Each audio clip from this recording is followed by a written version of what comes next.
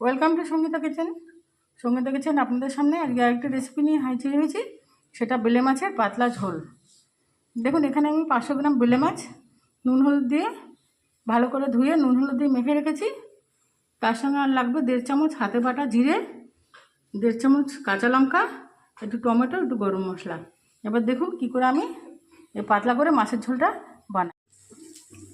প্রথমে আমি কড়াইতে তেল দিয়ে সুন্দর করে মাছগুলোকে ভেজে নেব।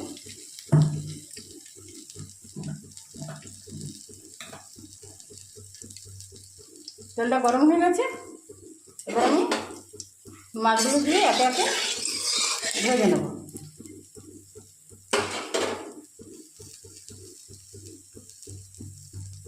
শীতকালে এরকম একটা পাতলা বেলে মাছের ঝোল দিয়ে গরম গরম ভাত থেকে খুবই ভালো লাগে।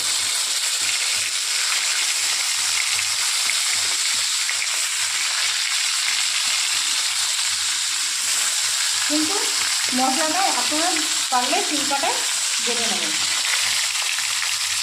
ভেজে নিয়ে আপনাদের সামনে ফিরে আসছি। দেখুন, সব মাছগুলো আমি ভাজা বসিয়ে দিয়েছি। আমি সুন্দর করে লাল করে ভেজে নেব। খুব কড়া ভাজবো না, তাহলে এই মাছটা খেতে ভালো লাগে না। দেখুন, মাছগুলো আমার এভাবে সুন্দর করে লাল করে ভেজে নিয়েছি। এবার দেখুন, কড়ার মধ্যে একটা শুকনো লঙ্কা, একটু জিরে আমি ফোড়ন দিয়ে নিয়েছি। দিয়ে দিলাম একটু গোটা গরম মশলা। এবার এর মধ্যে আমি আলু দিয়ে ঝোল করবো, সেই আলুটা আমি আপনাদের দেখাইনি। দেখুন, সরু সরু করে আলু কেটে নিয়েছি। এবার এই আলুটাকে আমি এর মধ্যে দিয়ে দেবো।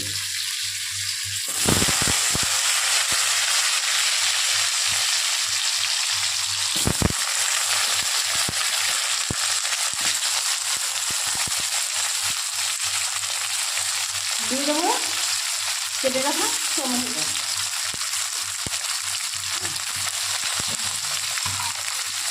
দিয়ে দেবো নুন, পরিমাণ মতো নুন।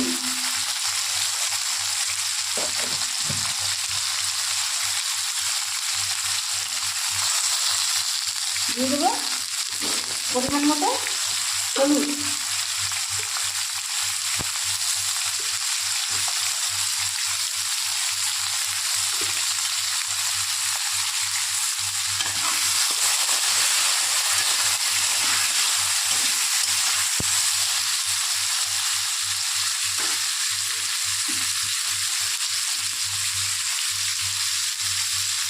একটু ভাজা ভাজা হয়ে যাওয়ার পরে দেবো বেটে রাখা লঙ্কা আর জিরেটা।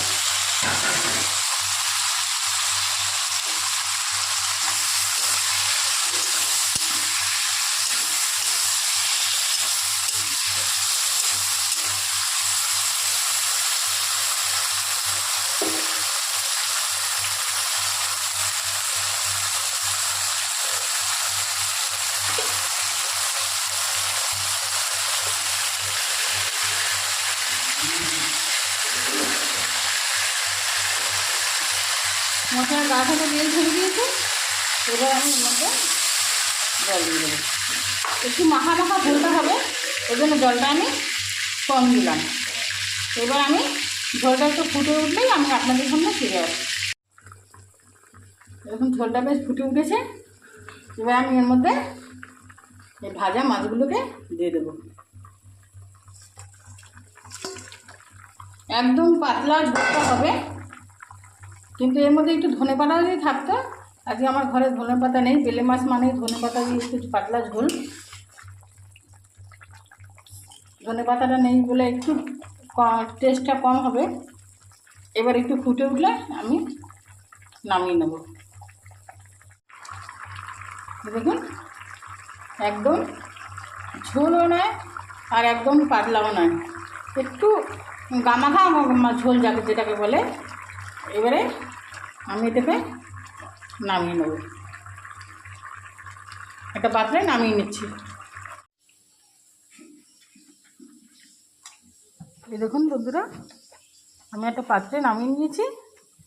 এরকম গামাখা পাতলা বেলে মাছের ঝোল আপনারা একবার করে খেয়ে দেখবেন। ভিডিওটি যদি ভালো লেগে থাকে লাইক কমেন্ট শেয়ার সাবস্ক্রাইব করতে ভুলবেন না। ধন্যবাদ।